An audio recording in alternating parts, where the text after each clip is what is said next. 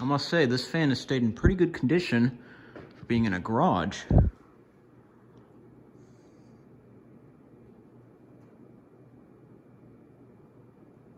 But I think this garage is heated and cooled, so that's probably why. Yeah, it's got like heating vents in here and stuff, I see. So that makes sense, I guess.